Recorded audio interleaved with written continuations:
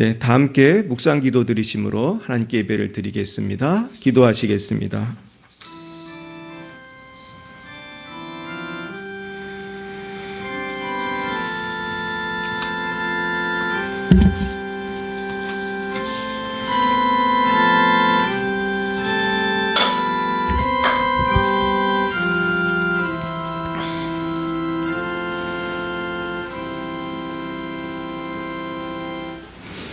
아들을 낳으리니 이름을 예수라 하라. 이는 그가 자기 백성을 그들의 죄에서 구원할 자이심이라 하니라. 사랑과 은혜가 충만하신 하나님 아버지, 오늘 성탄절을 맞이하여 아들을 보내신 사랑의 하나님 앞에 나와 예배하게 하시니 참 감사합니다. 온 인류를 구원하러 오신 예수님의 복된 성탄, 오늘 모인 모든 주님의 자녀들과 또 방송으로 예배드리는 모든 분들을 축복합니다.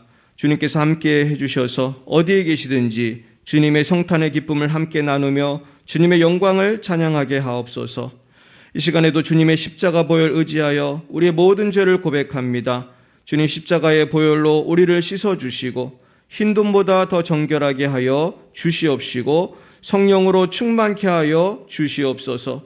사랑의 하나님, 이 시간 열방을 위하여 기도합니다. 하나님께서는 우리에게 아들까지 주시는 사랑을 해주셨지만 인간들은 지금도 이기적인 마음으로 서로를 이용하고 미워하고 죽이기까지 하며 온갖 불의와 죄악을 저지르고 있습니다. 주님, 성탄을 맞이하여 이 열방에 정의가 사라진 곳에 하나님의 정의를 세워주시고 사랑이 식은 곳에 그리스도의 사랑이 넘쳐나게 하여 주시옵소서. 하나님 아버지, 우리나라 대한민국과 북한을 위해서 축복합니다. 모든 민족이 주님을 사랑하며 서로 사랑하게 하시고 주님도 주님을 알지 못하여 방황하는 영혼들이 속히 주님께로 돌아올 수 있도록 인도하여 주시옵소서. 주님, 예배의 처음 시간입니다. 마치는 시간까지 지켜주시고 오늘 예배를 드리는 모든 영혼들에게 성령의 놀라운 감동과 위로가 충만케 하여 주시옵소서. 성부, 성자, 성령님께 모든 영광을 올려드리오며 예수님의 이름으로 기도드립니다. 아멘. 나는 전능하신 아버지 하나님, 천지의 창조주를 믿습니다. 나는 그의 유일하신 아들 우리 주 예수 그리스도를 믿습니다. 그는 성령으로 잉태되어 동정녀 마리아에게서 나시고 본디오 빌라도에게 고난을 받아 십자가에 못 박혀 죽으시고 장사된 지 사흘 만에 죽은 자 가운데서 다시 살아나셨으며 하늘에 오르시어 전능하신 아버지 하나님 우편에 앉아 계시다가 거기로부터 살아있는 자와 죽은 자를 심판하러 오십니다. 나는 성령을 믿으며 거룩한 공교회와 성도의 교제와 죄를 용서받는 것과 몸의 부활과 영생을 믿습니다. 아멘. 성시교독은 119번 성탄절입니다. 119번.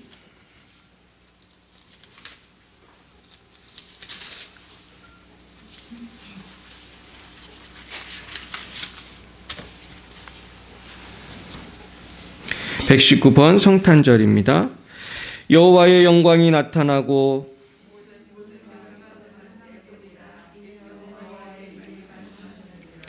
베들레헴 에브라다야, 너는 유다 족속 중에 작을지라도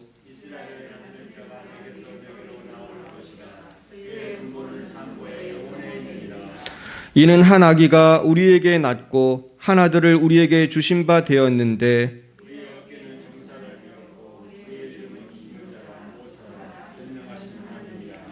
영존하시는 아버지라 평강의 왕이라 할 것임이라. 또 다윗의 왕자와 그의 나라에 군림하여 그 나라를 굳게 세우고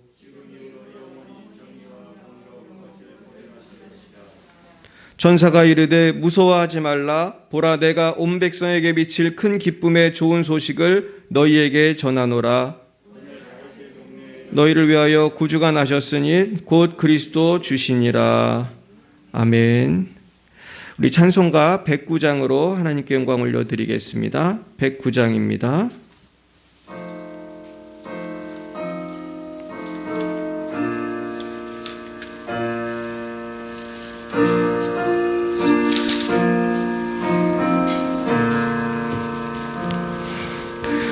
고요한 밤, 거룩한 밤, 어둠 모진 밤 주의 품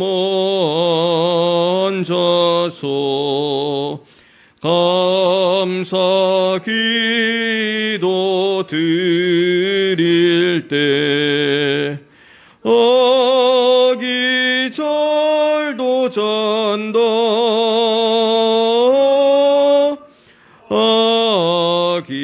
어기절도 잔다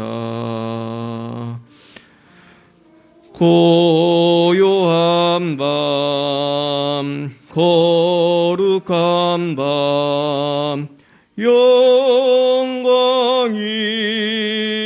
돌린 밤 전군 천사 나타나 기뻐 노래 불렀네 고전하셨도다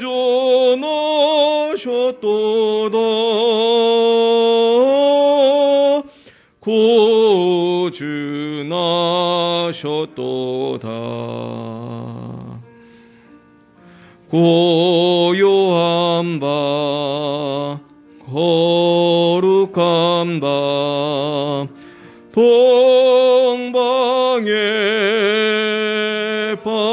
박사들 별을 보고 찾아와 고로 경배 드렸네 고전하셨도다 고전하셨도다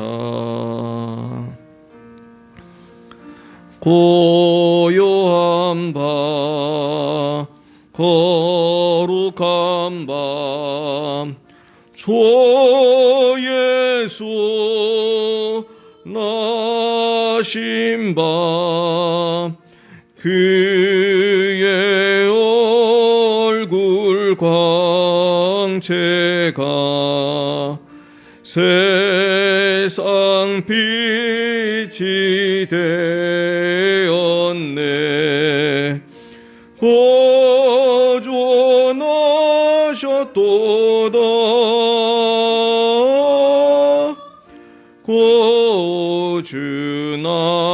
고전하셨도다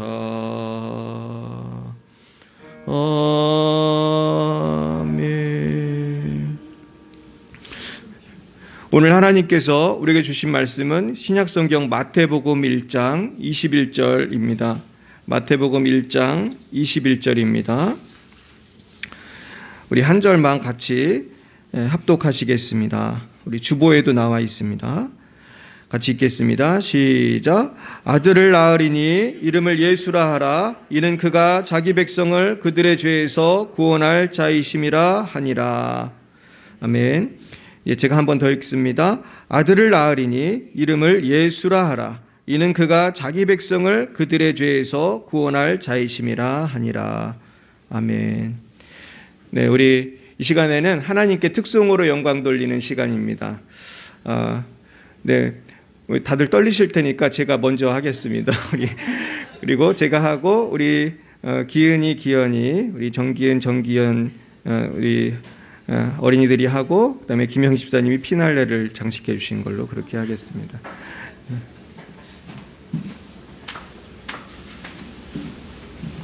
거기 있나요? 예, 같이.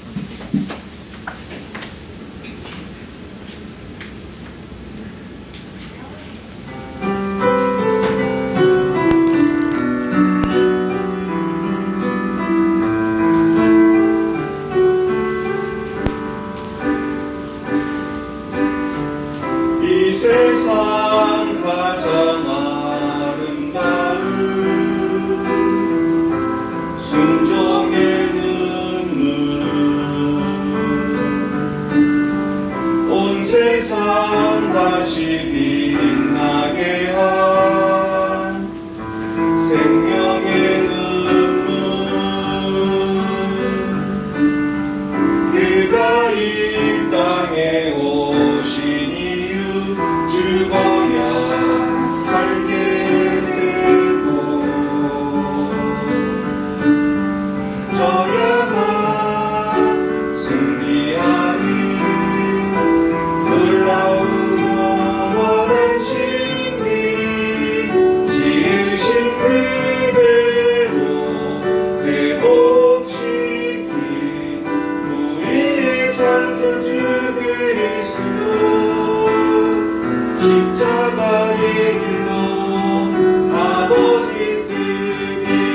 이루셨네.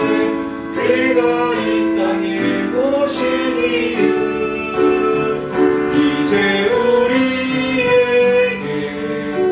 맡겨진 그 소망 그 사랑 그 생명 아름답고 눈부신 십자가의 길 우리가 이 땅에 살아야 이유 이 세상 가장 아름다운 순종의 눈물 온 세상 다시 빛나게 한 생명의 눈물 그가 이 땅에 오신 이유 죽어야 살게 되고 저야만 승리하는 놀랍고 영원한 신비 지으신 그대로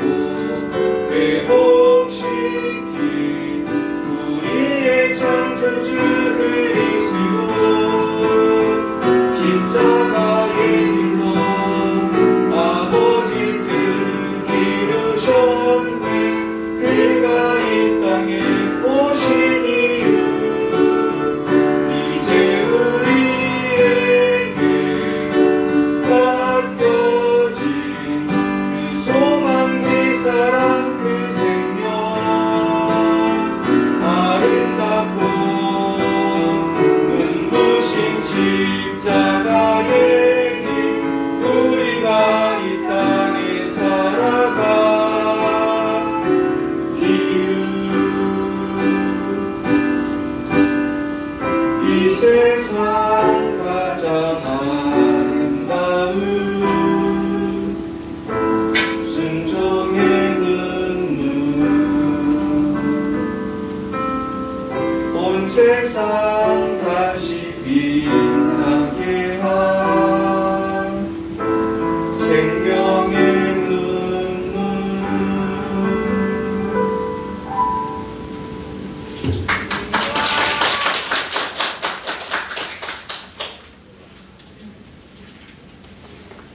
네, 아멘. 우리 기은이 기현이.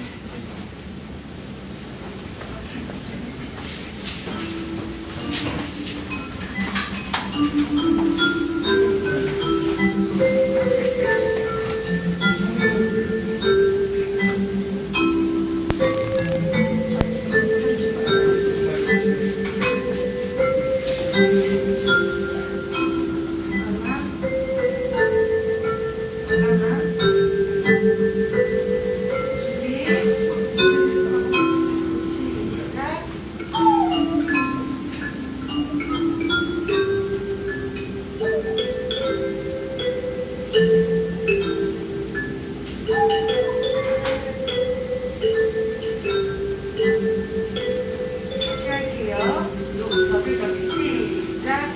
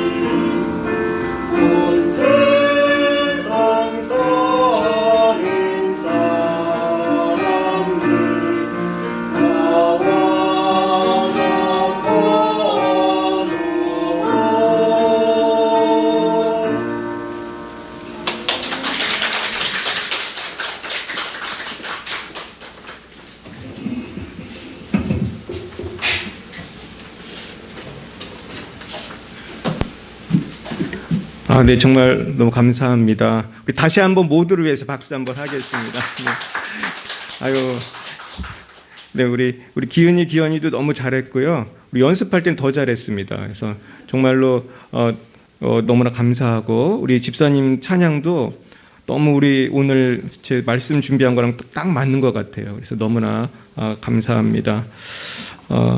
정말 뭐든지 시작이 중요한데 이렇게 우리가 진짜 교회 개척하고 처음 있는 이 평탄 특송이었습니다.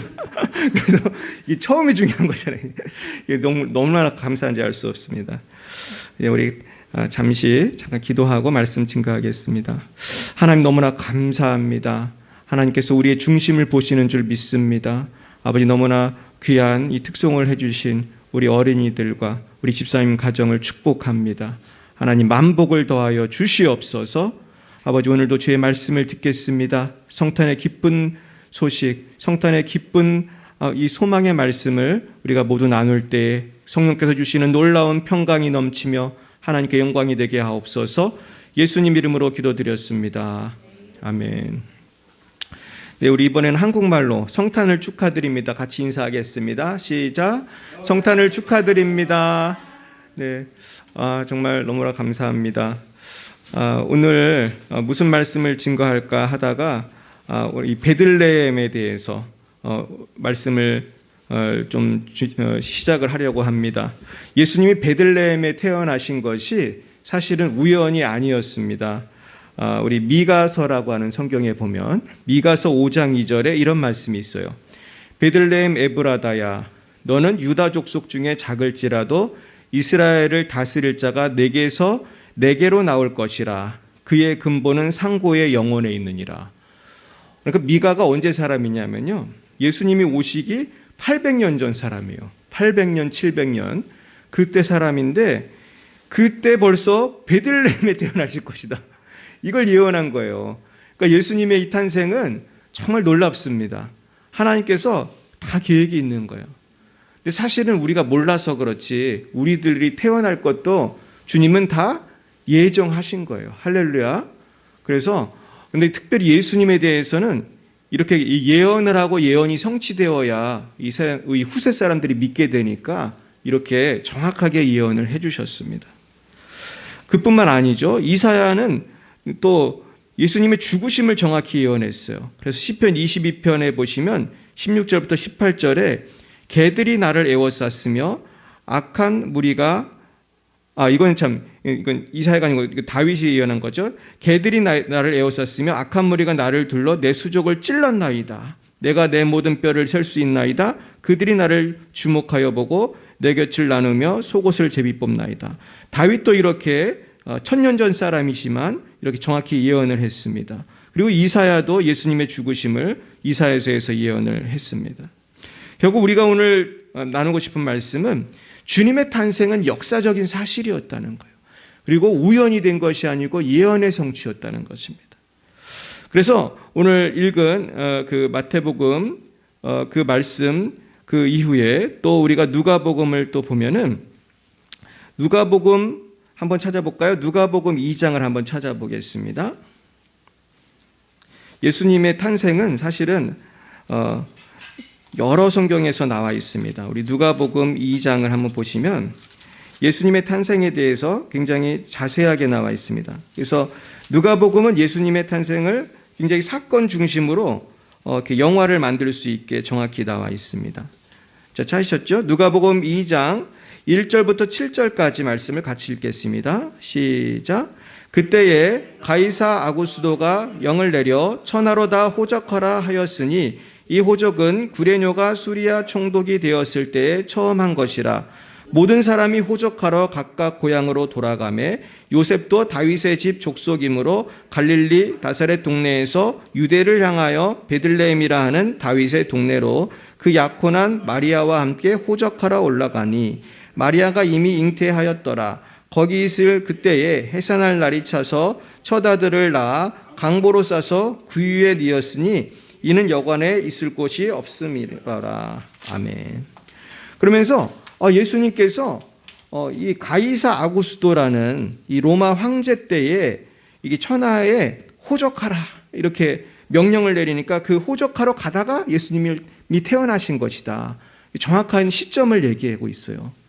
그래서 예수님이 태어나신 날짜 그 증거들은 조사하면 정확하게 날짜가 나와요. 그래서 그 날짜를 아주 정확히 밝힌 분도 계십니다. 더 재미있는 것은 막 그 예수님의 태어난 날짜를 조사하다 보니까 우리가 지금 이렇게 기념하는 12월 달은 아니었다 그러더라고요. 그러면서 그 어떤 과학자는 그렇게 말해요. 이분은 이제 막 천체도 이용하고 역사도 보고 그래서 연구하신 분인데 그분은 예수님은 계절의 여왕 5월에 태어나셨다 이런 얘기도 하셨어요. 근데 사실은 날짜가 중요한 건 아니죠. 우리가 주님이 태어나신 그 자체가 위대한 것인데 이렇게 역사적인 사실이기 때문에 우리가 이렇게 조사를 하면 알 수가 있는 것입니다. 그런데 예수님께서는 굉장히 가난한 집에 태어나셨어요. 그래서 예수님은 얼마나 가난했냐 하면 태어나실 때에 물론 여관에 자리가 없기도 했지만은 저는 이 말씀 묵상하면서 돈이 좀 많은 집이었으면 적어도 아기를 마구간에서 낳지는 않았을 것이다. 그렇게 생각이 돼요. 그렇죠? 우리가 여관이 없어도 돈만 많으면 어떻게 하면 되죠? 돈 들이고 아무 집이나 가서 아기를 낳으면 되잖아요. 근데 이게 안 된 거예요. 그래서 요셉의 경제적 형편이 굉장히 어려웠구나. 그래서 이 시대에 참 고통당하는 서민의 모습으로 오신 것입니다. 그래서 참 우리 하나님이 인간의 모습으로 오신 것도 놀라운데 그 중에서도 이 가난한 인간의 모습으로 오셨다는 게 전 참 놀라웠어요. 그러면서 주님은 그 어려운 속에 그 가난한 가정에 태어나게 되셨습니다. 그런데 주님이 태어나신 것을 또 객관적으로 보여주는 사건이 있었는데 그것이 바로 8절에서 14절에 나타난 천사들이었습니다. 성경에 보면 천사들이 가끔 나타나는데 이 8절에서 14절에는 수많은 천군 천사가 아주 단체로 나타났어요. 그래가지고 예수님이 어떤 분이신지를 보여주었어요. 우리 8절에서 14절 말씀을 같이 읽어보겠습니다. 시작. 그 지역에 목자들이 밤에 밖에서 자기 양떼를 지키더니 주의 사자가 곁에 서고 주의 영광이 그들을 두루 비추매 크게 무서워하는지라. 천사가 이르되 무서워하지 말라. 보라, 내가 온 백성에게 미칠 큰 기쁨의 좋은 소식을 너희에게 전하노라. 오늘 다윗의 동네에 너희를 위하여 구주가 나셨으니 곧 그리스도 주시니라. 너희가 가서 강보에 쌓여 구유에 뉘어 있는 아기를 보리니 이것이 너희에게 표적이니라 하더니 호련히 수많은 천군이 그 천사와 함께 하나님을 찬송하여 이르되 지극히 높은 곳에는 하나님께 영광이요 땅에서는 하나님이 기뻐하신 사람들 중에 평화로다 하니라. 아멘. 그렇습니다. 아마 이 목자들은 평생 이 사건을 기억하고 있었을 거예요. 그러면서 그 유명한 말씀, 지극히 높은 곳에서는 하나님께 영광이요 땅에서는 하나님이 기뻐하신 사람들 중에 평화로다. 하나님이 기뻐하신 사람들. 오늘 이렇게 성탄절에 교회에 와서 예배를 드리는 사람들이 하나님이 기뻐하신 사람인 줄로 믿습니다. 그러니까 여기에 놀라운 신비가 있어요. 예수님이 이 땅에 오셨지만 그 영광과 평화를 누리는 사람은 누구만 누리는 거예요? 하나님이 기뻐하시는 사람만 누리는 거예요. 성탄의 그 샬롬이 여러분 마음에 있으세요? 이것이 얼마나 귀한 것이죠. 사실은 저는 오늘 아침에도 이제 전도를 했는데 너무 춥더라고요. 영하 12도니까. 나중에 그냥 손가락이 얼어가지고. 근데 그렇게 전도해도 이렇게 안 받는 사람들이 있어요. 그러니까 성탄에 대해서 적대감이 있는 거예요. 왜 거짓말을 믿나? 이러는 거예요.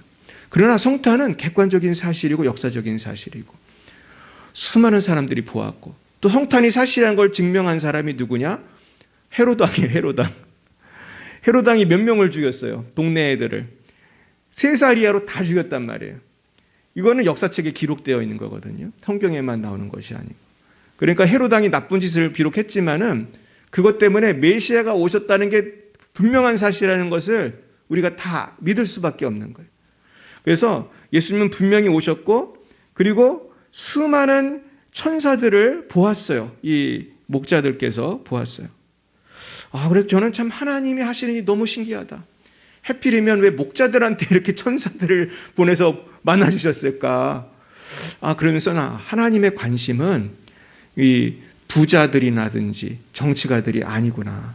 하나님은 이 겸손하고 자기 일을 성실히 하는 목자들한테 나타나셨구나. 그런 걸 깨닫게 되었어요. 만약에 천사들이 한 명만이라도 헤롯 궁전에서 짠하고 나타나 봤어요. 그러면은 예수님을 대하는 태도가 바뀌었을지도 몰라요. 그런데 하나님은 그렇게 일하지 않으시더라고요. 그래서 우리나라도 보면 조선시대 때 예수님을 영접한 분들이 고관 대작이었겠어요? 아니면 조금 낮은 분들이 많이 믿었겠어요? 사실은 특별히 여성들이 많이 믿었어요. 제가 전에도 말씀드렸지만 선교사들이 왔을 때 조선을 딱 보니까 남존여비 사상이 많은 거예요. 그래가지고 전도를 하려고 한 보니까요. 여자들은 믿든 안 믿든 별로 상관을 안 하는 거예요, 집에서. 그러니까 선교사님들이 이화대학 있잖아요. 이화대학 그 전신이 이제 이화학당인가요? 그걸 만들어가지고 여학생들을 모집을 했더니 집안에서 반대도 안 해. 유교 집안에서도 반대도 안 하는 거예요. 그러니까 이분들이 예수를 믿고 이화여대를 나오고 엄마가 돼서 누구를 양육했을까요? 자녀들을 양육한 거예요. 할렐루야. 이게 굉장히 중요한 거예요. 그래서 자녀들이 예수 믿고 변화가 되는 거예요. 지금 인도도 마찬가지예요. 인도도 카스트 제도 중에서 여러분 보세요.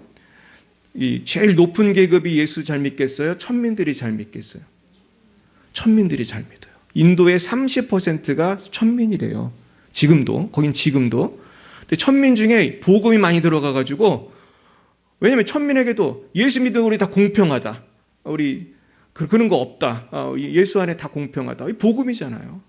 그래서 예수 믿는 사람이 그렇게 많대요. 그래서 이분들이 메디컬 닥터도 되고 의사도 되고 막 전문직이 돼서 도시에서 또 활동을 하는 거예요. 그러면서 하나님은 이 목자에게 나타나셨어요. 이 겸손한 자가 예수를 믿는 줄 믿으시기 축원합니다. 결국은요, 겸손한 사람이 예수를 믿는 거예요. 물론 돈이 많은 분 중에도 겸손한 사람이 있을 수 있지만 그런 분이 많지는 않아요. 저도 만나보면 돈 많은 사람 중에 겸손한 사람 별로 없어요. 가끔 있어요. 그러면 저도 감동이 돼요. 어떻게 이렇게 돈이 많은데 겸손하지? 그런데 목자들에게 주님이 나타나신 것은, 이 천사들이 나타나신 것은 이 마음이 겸손한 자들을 하나님이 찾아가시는 것을 알 수 있어요. 자, 그러면서 이렇게 천사들이 얘기하는데 참 놀라운 것이 12절이에요. 12절에 보면은 천사들이 너희가 가서 강보에 쌓여 구유에 뉘어 있는 아기를 보리니 이것이 너희에게 표적이니라 그랬어요. 세상에 누가 아기를 구유에다 낳겠어요? 이 베들레헴에 가도 헷갈릴 일이 없다는 거예요. 베들레헴에 가면은 아기가 구유에 있는 아기가 있다는 거예요. 말구유에. 보통 말구유에 아기를 놓질 않잖아요.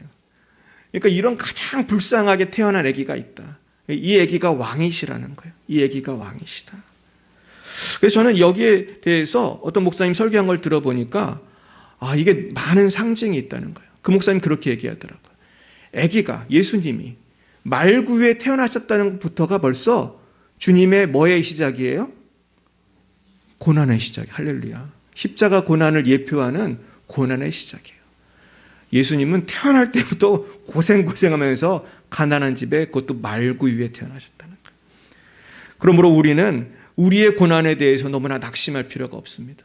우리의 고난이 주님 안에 있으면 우리의 고난은 주님의 구원의 도구가 되는 줄 믿으시길 축원합니다. 그래서 이 고난의 현장에서 오히려 주님은 영광을 받으시는 거예요. 그래서 15절부터 21절 말씀을 우리 한번 같이 읽어보겠습니다.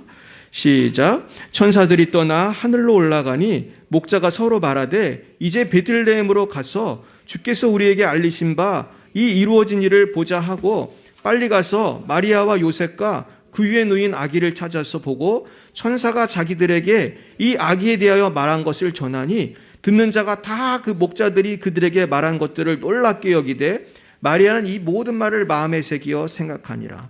목자들은 자기들에게 이르던 바와 같이 듣고 본 그 모든 것으로 인하여 하나님께 영광을 돌리고 찬송하며 돌아가니라. 8일이 되매 그 이름을 예수라 하니 곧 잉태하기 전에 천사가 일컬은 바로라. 이제 잉태하기 전에 천사가 예수라고 이름을 져준 것이 바로 오늘 마태복음 1장 21절이죠. 그가 자기 백성을 그들의 죄에서 구원할 자이심이라. 그렇습니다. 그래서 이 천사의 계시를 받고 갔더니 정말 예수님이 말구에 있는 걸 보고 이 천사들은 하나님께 영광을 돌리고 찬송을 했다 그랬습니다. 그러면서 우리가 예수께서 정말로 높고 높은 하늘 보좌를 버리시고 낮고 낮은 땅에 이렇게 가난한 모습으로 오신 것을 우리가 알게 됩니다. 그런데 참 놀라운 것은 고린도후서 8장 9절에 보면 예수님이 이렇게 가난하게 태어나신 이유가 있더라고요. 여러분 그 이유를 아십니까? 왜 하필이면 부잣집에 안 태어나고 이렇게 정말 찢어지게 가난한 집에 태어나셔서 태어날 때부터 말구유에 이렇게 태어나셨나? 고린도후서 8장 9절 읽어드립니다. 우리 주 예수 그리스도의 은혜를 너희가 알거니와 부요하신 이로써 너희를 위하여 가난하게 되심은 그의 가난함으로 말미암아 너희를 부요하게 하려 하심이라. 할렐루야. 주님은 부요하신 분이에요. 하나님이시잖아요. 그렇지만 가난하게 되신 것은 우리에게 축복을 하기 위해서, 우리에게 복을 주시기 위해서 우리를 부요하게 하려 하심이라고 하셨습니다. 뿐만 아니에요. 예수님께서 사실 십자가에 죽으신 이유는, 그리고 또 태어나셔서 이렇게 나중에 십자가에 죽으신 이유는 우리를 죄와 슬픈 병에서 건져주시기 위해서였습니다. 이사야 53장 4절 6절을 읽어드리겠습니다. 그는 실로 우리의 질고를 지고 우리의 슬픔을 당하였거늘 우리는 생각하기를 그는 징벌을 받아 하나님께 맞으며 고난을 당한다 하였노라. 그가 찔림은 우리의 허물 때문이요 그가 상함은 우리의 죄악 때문이라. 그가 징계를 받음으로 우리는 평화를 누리고 그가 채찍에 맞음으로 우리는 나음을 받았도다. 우리는 다양 같아서 그릇 행하여 각기 제 길로 갔거늘 여호와께서는 우리 모두의 죄악을 그에게 담당시키셨도다. 그래서 예수님은 이 이사야 선지자의 예언을 통해서 세 가지를 지셨습니다. 첫째 뭐죠? 질고를 지셨어요. 질병을 담당하셨어요. 채찍에 맞으심으로 나음을 입었도다. 이 말씀을 어떤 분이 10,000번 외우고 암이 났다고 하더라고요. 왜냐하면 이게 약속이거든요. 약속은 내가 믿으면 역사가 나타나는 거예요. 믿으시길 축원합니다. 모든 병이 날 줄로 축원합니다. 믿으면 낫는 거예요. 꼭 무슨 부흥사만 되는 게 아니고 예수께서 우리의 치료비를 다 내신 거예요. 채찍에 맞으심으로 몸으로 다 치료비를 내셨어요. 두 번째는 우리의 슬픔을 당하였어요. 여러분, 우리가 우울하고 슬픈 사람이 얼마나 많아요. 돈 많은 사람들도요 행복할 것 같죠? 그렇지 않아요. 돈 많은 사람들이 우울증 더 많을까요? 더 적을까요? 더 많아요. 선진국 가보세요. 우울증 환자가 바글바글한데 정말 방글라데시 같은 데 가보세요. 사람들이 행복하게 한다는 거예요. 방긋 받고 눕고 그렇게 찢어지게 가난한데 애가 12명씩 있고 밥도 먹을 게 없는데 행복한 거예요. 그러니까 행복이라는 건 돈하고는 상관이 별로 없더라고요. 근데 누구나 예수를 만나면 슬픔이 사라질 줄로 믿으시길 축원합니다. 그래서 어떤 정신과 의사보다 예수님 만나면 슬픔이 사라지는 거예요. 저도 마음이 슬프고 어려울 때가 있어요. 그럴 때 어떨 때 막 아침에 기상했는데도 마음이 우울할 때가 있어요. 여러분 그럴 때 없으십니까? 괜히 일어났는데도 기분이 나쁜 거야. 오늘 왜 이렇게 기분이 나쁘지? 그런데 이상하게 말씀 붙들고 기도하면요 자꾸 이게 사라져요. 그 슬픔이 사라져. 그러면서 기쁨으로 채워지는 거예요. 할렐루야. 예수님 안에 기쁨이 있어요. 가장 중요한 것은 주님은 우리의 죄를 담당하셨어요.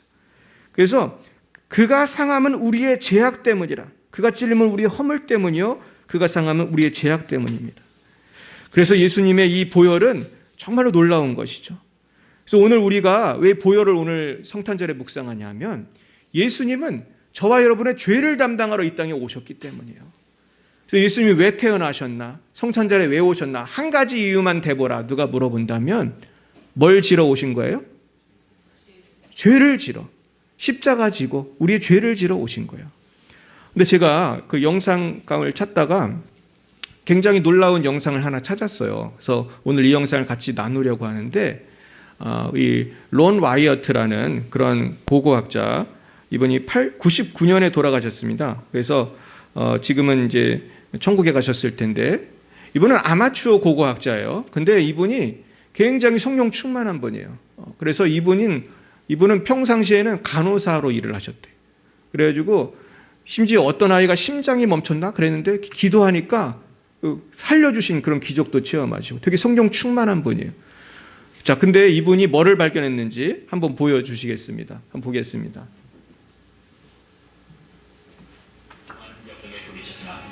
그만 포기하려고 절망할 때마다 하나님은 천사들을 보내어 격려하였고 마침내 언약궤가 보관되어 있는 비밀 장소를 발견하게 됐던 것입니다. 그런데 그 비밀 장소에 바위 천정에 틈이 나 있었고 피의 흔적이 남아 있었으며 바위 틈을 따라 외부로 연결된 장소는 놀랍게도 바로 예수님의 십자가가 세워졌던 정확한 자리였던 것입니다. 그리고 십자가가 세워졌던 자리는 영화에서처럼 언덕 위가 아니라 사람들의 통행이 많은 도로역이었고 그 바위의 틈은 예수님께서 운명하시면서 강한 지진이 일어나 생긴 것으로 추정되었으며 십자가에서 흘러내린 예수님의 보혈이 그 바위 틈으로 스며내려 비밀 장소에 보관되어 있던 언약궤의 속죄자에 뿌려지게 됐다는 것입니다. 선상의 제단에 보혈이 뿌려짐으로써 인류와 세상의 속죄를 완성할 수 있으셨음에도 불구하고 지상의 속죄자에까지 보혈이 뿌려지도록 역사하신 하나님의 놀라운 섭리를 깨닫게 되는 것입니다. 더욱 놀라운 사실, 그 바위 틈에서 채취한 혈흔에 수분을 가하여 성질 분석한 결과 혈액이 아직도 살아있음을 발견한 것이며, 특히 부친으로부터 유전되는 염색체는 발견할 수 없었고 모친이 동정낼 때만 나타나는 염색체임을 확인하게 됐던 것입니다. 이스라엘 정부가 이 사실을 철저히 은폐하고 있어 공개적인 검증은 아직 거치지 못하고 있지만 가까운 장래에 진실이 밝혀질 것으로 판단되고 있습니다. Good evening, Ron. Thank you very much for all three. Appreciate that. That was wonderful. Thank you. My question is that you said that you had the blood of our Lord determined by the Israelis. That's correct. What's their determination of that? Okay. Now, we won't be able to take second questions. I'm sorry if you're on your second one, please just step out. I love you, but we're running out of time. Real quickly, okay. Dried blood is dead blood. Everybody knows that, all right? They can test the blood of the pharaohs, the mummies of the pharaohs, all right? There's certain things they can do. They cannot get a chromosome count by any method I'm familiar with, all right? Things keep changing. I don't profess to know everything. However, there's no way I know that you get a chromosome count out of dead blood. You can get DNA and some other things, but not a chromosome count, all right? That's done by living white blood cells. Now then, first of all, in this analysis, I took the blood into a laboratory in Israel. I asked one of the people I work with in antiquities, where is a good laboratory that does reliable work, and they said such and such, such and such. I took it. I just said, please examine this blood and tell me what you can tell me about it. All right? They said, well, look, we're going to reconstitute it. We're going to put it in normal saline and keep it at body temperature for 72 hours with gentle swirling. All right? That's their business. That's great. I said, now I want you to be there when you check it out. They said, fine. So I was back. They checked it out. I said, now, they said it's human blood. We can tell that. They did whatever tests they need to do. And then I said, take some of the white blood cells and put them in a growth medium and keep them at body temperature for 48 hours. And they said, well, that would do no good because it's dead blood. I said, would you please do that for me? And they said, okay, we'll do it. So anyway, I said, I want to be there when you take it out and examine it. So I was back there. They took it out. They examined it under a microscope. And the one technician called the other one over there. And then they called the boss over there. And they were talking Hebrew a mile a minute there for a little bit. And they looked at me and they said, Mr. Wyatt, this human blood only has 24 chromosomes in it. Everybody else has 46. You see, 23 from your mother, 23 from your father, 22 autosomes from your mother, 22 autosomes from your father. You get an X from your mother, you might get an X or Y from your father. All right? This blood had 23 chromosomes from the mother's side, one Y chromosome only. You see, the kind of child could not have developed if they hadn't had the autosomes from the mother. So all of his physical characteristics were determined by his mother's side of the family, her autosomes. His maleness was determined by this one Y that came from the source, not a human male. Then they said, this blood is alive. And then they said, whose blood is this?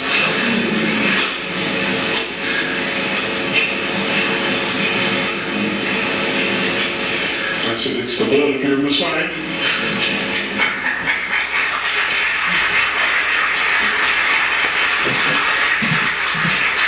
And I assure you, those men's lives have changed. 네, this blood is your Messiah 그랬죠. Your Messiah. 당신의 메시아의 블러드입니다. 당신의 메시아의 피입니다. 이스라엘 사람들이 예수님을 메시아라고 잘 안 믿거든요. 실제로 이스라엘은 예수 믿는 사람이 아주 적대요. 전 세계에서 가장 적은 데가 이스라엘 사실은. 그래서 그러니까 이스라엘 사람 예수님 안 믿는데 이게 메시아의 블러드다, 피다. 여러분, 예수님의 보혈이 살아있다는 게 참 놀랍죠. 2000년 지났는데 어떻게 살아있을 수 있겠습니까? 그러나 예수님의 피는 지금도 살아있는 줄 믿습니다. 저 여러분의 죄를 사하시고 주님은 오늘도 살아계십니다. 근데 사실 많은 그 학자들은 이 부분을 잘 인정을 잘 안 해요. 왜냐하면 증거를 이스라엘 정부가 이걸 숨기게 했기 때문에 허락을 안 하니까 제대로 오픈을 못 해가지고 지금도 로런 와이어트라고 하면 사람들이 이제 엉터리다 이렇게 말하는 사람도 있지만 저는 이분의 그 간증을 들으면서 진실성이 느껴지고 그리고 실제로 우리는 예수님 믿으니까 저 사람이 말하든 안 하든 우리는 예수님 믿지만은 놀라운 거 아닙니까? 인간에게 부계 쪽에 염색체가 없고 모계 쪽에 염색체만 있다는 것은 동종류 탄생을 증거하는 놀라운 자료라고 생각합니다. 그래서 저는 이 모든 걸 통해서 우리가 성탄의 의미를 다시 한번 생각해 봐야겠다 그런 생각이 듭니다. 결국은 예수님께서는 저와 여러분의 슬픔, 저와 여러분의 질병, 저와 여러분의 죄를 담당하시기 위해서 성탄에 오셨습니다. 저는 그래서 성탄절 메시지를 세 가지로 요약할 수 있다고 생각해요. 첫째는 예수께서 높고 높은 하늘을 보좌를 버리시고 낮고 천한 우리에게 우리를 죄에서 건지시기 위해서 그 고생하면서 그 고통당하면서 십자가에서 피 흘리면서 창에 허리를 찌르시면서 이 땅에 오신 거예요. 그리고 그걸 감당하기 위해서 한 여성의 몸에 하나의 세포로 오신 거예요. 얼마나 겸손하게 오셨습니까? 우리는 이 사실에 대해서 진심으로 감사하고 찬양해야 할 줄로 믿습니다. 이거는 뭐 어떤 부잣집 아들이 가난하게 산 거랑은 비교가 안 되는 저는 우주적인 겸손함이고 우리는 그것을 100만 분의 1도 따라갈 수가 없어요. 사실은. 우리는 감사해야 되고 또 무엇입니까? 이제 우리는 이 놀라운 주님이 하신 겸손과 헌신과 그 복음과 사랑을 우리도 따라해야 되는 것이죠. 사실 우리는 예수님이 지신 그런 힘든 십자가는 없어요. 하지만 예수님은 누구의 십자가를 지라고 하셨나요? 자기 십자가. 우리 십자가는 조그맣잖아요. 우리는 그렇게 가난하게 살지 않아도 되죠. 이젠 죄와 저주에서 해방되었죠.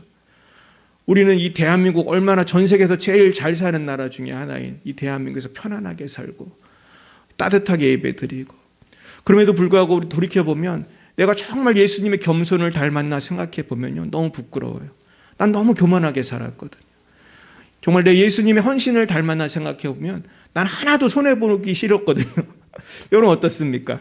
우리 손해보기 싫죠? 누구랑 말다툼해도 얘가 나를 오해하네? 막 소리 지르고 뭐 그렇게는 안 하더라도 속으로 미워하고 우리는 그럴 수 있잖아요. 우리는 예수님을 10,000분의 1도 사실은 잘 못 닮는 것 같아요.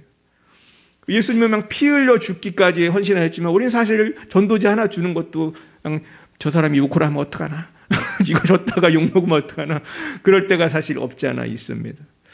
그러나 하나님은 지금도 우리 헌신을 통해서 선교를 통해서 역사하는 줄 믿습니다. 또 오늘도 우리 장아림 선교사님 메시지 받았지만 이 선교사님들이 이 예수의 복음을 전 세계에서 힘있게 전하고 계시지 않습니까? 그래서 참 하나님 은혜로 우리 장수영 선교사님, 김정희 선교사님은 코로나에서 완전히 해방이 되셨어요. 그래서 검사를 했는데 다 사라졌대요. 할렐루야. 주님께 영광 돌립니다. 이렇게 고생을 오래 하셨는데 다 고쳐주셨고 지금 많이 좋아지셨어요. 그래가지고 이제 좋아지셨는데 이제 거할 곳이 별로 없으셔가지고 문제는 지금 고생을 하시는데 하나님의 은혜로 정말로 갈 데가 없으셨거든요. 근데 선교부에서 특별하게 허가를 해줘가지고 지금 며칠 더 있게 되셨고 또 어떤 모 집사님께서 여러분들이 잘 아시는 모 집사님께서 가정을 오픈하셔서 선교부가 감당할 만큼 이후에는 또 갈 데가 없잖아요. 거길 또 감당해 주시기로 했어요. 그래서 1월 한 15일 그쯤에 부천으로 오십니다. 그래서 2월 달에 출국하시거든요. 그때 비행기표 끊어놓으셨는데 이제 건강이 허락하면 러시아로 또 가시려고 하더라고요. 근데 건강이 되게 안 좋으신데 부천에 오시면 한번 우리가 만날 수 있을 것 같아요. 뭐 코로나도 사라졌다고 하시니까 한번 만날 수 있는데 이분들은 왜 이렇게 고생할까요, 여러분? 이 선교사님들이 왜 이렇게 고생하고 웬만하면 그 나이에 안 가고 싶지 않겠어요? 지금 60도 넘었고 지금 65세도 넘으셨을 텐데 우리 예수의 보혈 때문이죠. 예수 보혈의 이 소식을 전해야 되니까. 할렐루야. 그렇다면 우리는 어떻게 해야 될 것인가? 우리는 부천에서 우리 동네에서 그저 우리가 할 수 있는 것이지만은 작은 것이라도 복음을 전하고 이웃에게 사랑을 전해야 할 줄 믿습니다. 그래서 우리가 오늘 예배 끝나고 우리 불우이웃들에게 쌀을 전달하고 또 우리 이웃분들에게 마스크를 나눠주려고 합니다. 그래서 우리가 할 수 있는 일이 적은 것이지만은 주님께서 분명히 기뻐하실 줄로 믿습니다. 그래서 저도 참 이 성탄절에 뭘 할까 고민을 많이 했는데 하나님이 문을 열어주시더라고요. 그래서 너무 감사했어요. 그래서 마침 또 우리 교회 옆에 우리 생문교회 권사님이 또 노인복지 또 센터를 해줘가지고 아주 흔쾌히 너무 기쁨으로 도와주시더라고요. 그래서 본인도 오늘 바쁘신 날인데 오늘 예배 끝나면은 그분도 요 생문교회 오실 거니까 예배 끝나고 우리 도와주시기로 했어요. 그래서 정말 하나님이 하시고 계신다는 생각이 들고 우리가 오늘 만나는 그 노인분들을 우리가 사랑으로 잘 대접을 해야겠다. 또 오늘 하루 만나고 땡이 아니라 이분들 고동이 어려운 분들이거든요. 그래서 우리가 예수님의 사랑으로 반찬도 해다 드리고 계속 방문하면 언젠가 마음문이 열릴 줄 믿습니다. 그래서 이 권사님도 보니까 전도를 많이 하셨더라고요. 그런데 아직 영접은 안 하신 것 같은데 우리가 맛있는 것도 많이 해다 드리고 기도하면은 반드시 한 영혼 구원할 줄로 믿습니다. 오늘 이 말씀 붙들고 날마다 감사하면서 사명 감당하시는 또 여호와 여러분 됐으면 좋겠습니다. 한 가지 말씀만 드리고 마치겠습니다. 스코틀랜드에 있었던 일인데요. 한 성도가 크리스마스 이브 때 거기 또 스코틀랜드는 술을 많이 먹으니까 술을 파티를 하다가 술이 취했대요. 그래가지고 성도지만 술을 많이 먹고 술이 취했어요. 그래가지고 집으로 오는데 집에 오는 게 너무 힘들었다는 거예요. 근데 어쨌든 술이 취해서 비틀비틀 집으로 와서 겨우 이제 잠을 자게 되었어요. 근데 새벽에 약간 추워서 깨보니까 자기가 침대에서 자는 게 아니고 어디서 잤는지 아세요? 말구유에서 자는 자기의 모습을 발견한 거예요. 그러니까 이분이 농사를 지셨는지 말구유에서 자기가 잠을 잤다는 거예요. 또 이분이 그때 크리스마스 아침에 새벽에 깬 거죠. 크리스마스 새벽에 말구유에서 자는 자기 모습을 발견하고 이분이 크게 깨달았다는 거예요. 예수님께서 나 같은 죄인을 위해서 이 말구에서 태어나셨구나. 그래서 이분이 굉장히 은혜를 받고 굉장히 그 간증을 했다고 그래요. 여러분, 예수님께서는 저와 여러분 같은 우리 같은 죄인을 위해서 말구에 태어나셨습니다. 우리가 이 사랑을 당연하게 여길 것이 아니라 하나님의 크신 은혜 감사합니다. 나는 평생 주님을 위해 살겠습니다. 결단하시는 저 여러분이 되시기를 예수님의 이름으로 축원드립니다. 기도하시겠습니다. 사랑과 은혜가 충만하신 하나님 아버지, 참으로 감사합니다. 우리는 죄와 사망으로의 법으로 죽을 수밖에 없었지만 그리스도 예수 안에 있는 생명의 성령의 법으로 우리를 해방시켜 주시니 너무나 감사합니다. 이제 예수님을 믿으면 영원한 자유와 평강과 영생이 주어지게 되었습니다. 주여, 이제 이 기쁜 소식을 온 땅에 전파하게 하여 주시고 이 복음을 방해하는 모든 어둠의 세력들, 사탄 마귀의 세력들이 다 떠나가게 하여 주옵소서. 하나님, 오늘도 주복음 전하고자 합니다. 아버지, 오늘도 성령께서 역사하셔서 우리가 만나고자 하는 그러한 불우한 이웃들, 아버지 노인분들 계십니다. 불쌍히 여겨주셔서 우리가 할 수 있는 것은 적지만은 저들의 마음문을 열어주셔서 성탄의 주님을 모실 수 있도록 역사해 주옵소서. 남은 여생 감사하며 살 수 있도록, 아버지 찬송하며 살 수 있도록 우리의 심령을 붙들어 주옵소서. 예수님 이름으로 기도드렸습니다. 아멘. 드려진 예물 위해 잠시 기도하겠습니다. 하나님의 주님 감사합니다. 오늘도 주님 은혜 감사하여 주님께 예물을 바칩니다. 이 예물 쓰이는 곳마다 아버지 영광 나타내 주시옵시고 오직 하나님 홀로 영광을 받아 주옵소서. 예수님 이름으로 기도드렸사옵나이다. 아멘. 네, 오늘 성탄절을 맞이하여 우리 열방의 빛 사랑교회 성도님들 그리고 방송으로 예배하시는 모든 분들에게 주님의 은혜가 함께 하시기를 축원드립니다. 그리고 예배 후에 우리 사랑의 쌀 나누기를 하려고 합니다. 시간이 되시는 분들은 함께 동참해 주시기 바랍니다. 또 작은 성탄 선물을 준비했습니다. 또 주님께서 여러분들에게 더 큰 은혜로 함께 해주시기를 기도하겠습니다. 네, 우리 옆에 분에게 우리 메리 크리스마스로 인사하고 찬송하고 마치겠습니다. 메리 크리스마스. 네, 메리 크리스마스입니다. 네, 우리 115장 기쁘다 구주 오셨네 같이 찬양하시고 축도로 마치겠습니다.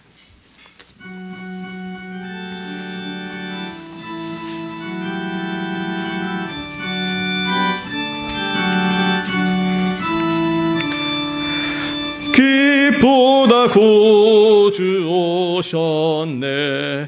만 백성 맞으라. 온 교회여 다 일어나. 다 찬양하여라. 다 찬양하여라. 다 찬양하여라.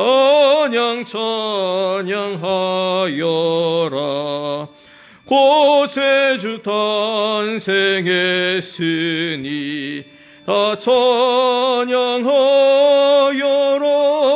이 세상의 만물들아 다 화답하여라.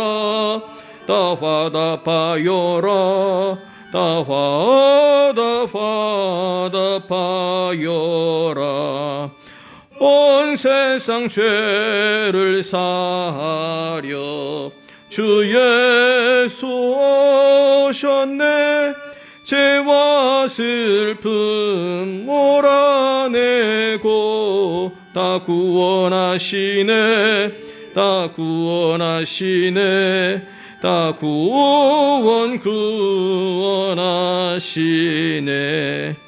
은혜와 진리 되신 주 다 주관하시니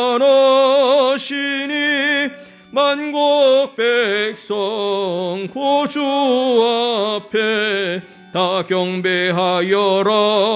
다 경배하여라. 다 경배하여라.